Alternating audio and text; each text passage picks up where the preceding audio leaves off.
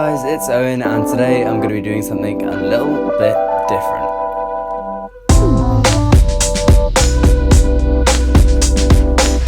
Hey guys, it's Owen, how are you? I hope you've had a good week. Today I'm going to be talking a little bit about how best to revise and the most creative ways to revise, because I mean, it's March. January seemed like it went on for ages, February went like this, and now we're in March and it's nearly May, which means nearly exams, which is just amazing. Today I thought I'd do a video all about how to creatively revise. If you didn't know the tragic story about the fact that I got a D in my first year of A-levels in English literature and how I was completely devastated and it hit me like a massive knock on the head, like, Owen, what are you doing? I kind of implemented some of these creative ways to revise, which I found out through myself, to make revision a little bit more enjoyable and to just get the grades that you want to get. And I managed to get an A-star in the end, which is just, you know, amazing, so much fun, love it, great, awesome, because it makes revision less gross. It will still be gross. I'm not saying it's not still going to be gross, because it is gross. Revision is gross.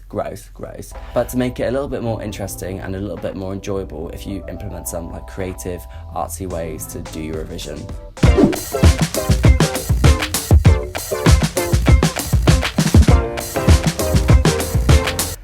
So the first creative way I'd say is to make one big F-off document of all the stuff that is on the course and all the content that you want to learn.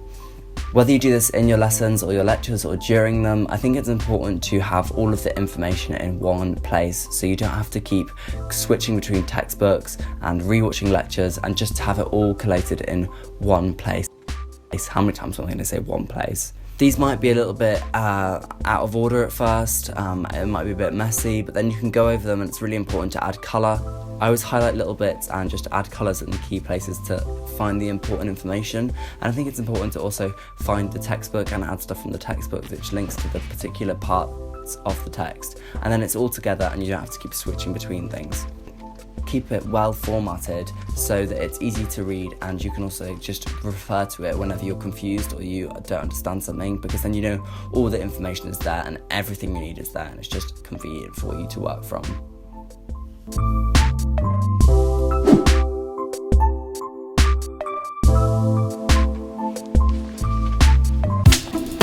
So following on from that, my next bit of creative advice on how to revise is to, from your big chunk of text on a laptop, is to start writing up the notes. One of my teachers once said to me that when you're revising, you should try and engage as many of your senses. So say if you, for the first one with the big chunk of text, you were typing it down, it's then important to read over that typing and then write it. So with this one, you should be like writing up your notes. You can maybe get rid of certain bits or just keep the key information. And again, using different colored pens and highlighting is really important. If it does take you longer, then don't worry, because it's processing in your head for a longer period of time. It does definitely mean that you will be able to recognise which bits are which, and it is helpful for the later stage of your revision. This is step number 2, to write up your notes from your typed up notes and to develop them in another way. Use lots of colour and again, highlight keywords.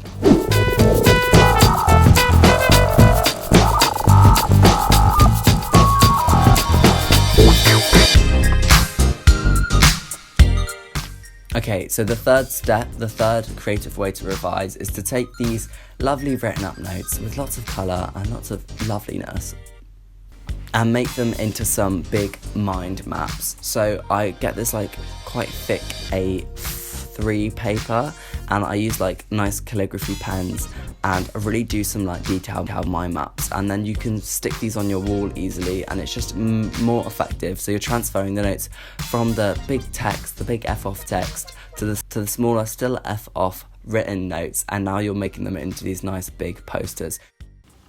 It's good to do them in themes as well. So say if there's a topic with, I don't know, chapter 1, you could do a big poster with and collate all the notes from the written notes, and then chapter 2, chapter 3, chapter 4. Or if it's themes like for history, you could do like, I don't know, history, historical figures, historical dates,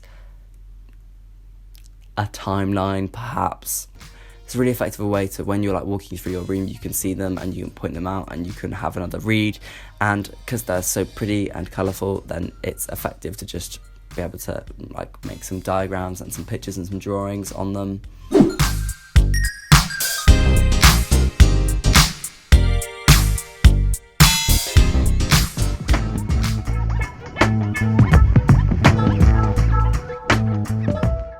So these big mind maps are there. Once you've done these big mind maps, you can shorten it and you can put these little mind maps into some little revision cards. And revision cards are a really handy way to revise because they bring the whole journey together. From the big text to the smaller written text to the nice big lovely mind maps, we've then got these amazing little revision cards which you can just have wherever you want. And I'd like be minimal with here and just use like 3 colours, like black, red and blue, because they're like the key colours which you'll recognise.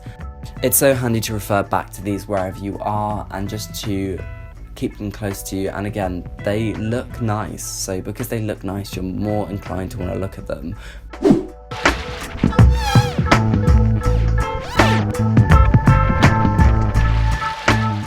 So that's kind of the structure of how I like to revise, starting with the big F of text, to the smaller written text, to the lovely mind maps, and then to the little revision cards that you can keep wherever you are. I would say it's important throughout all these steps to make sure that you're listening to like calming music. So Spotify playlists I find are really helpful. Like there's one called Mellow Beats, which is really good because it's just some like chilled vibes rather than like fully instrumental or like fully like lyrics and pop music. It's like chilled and it's like a nice happy medium. So there's just a few of my tips on the most creative ways to revise and kind of the structure I like to do when I'm taking care of my revision.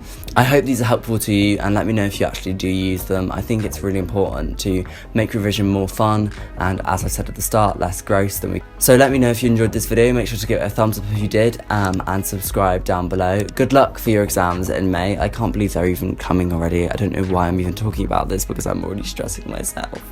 And I hope you have an amazing week. I will see you sometime next week.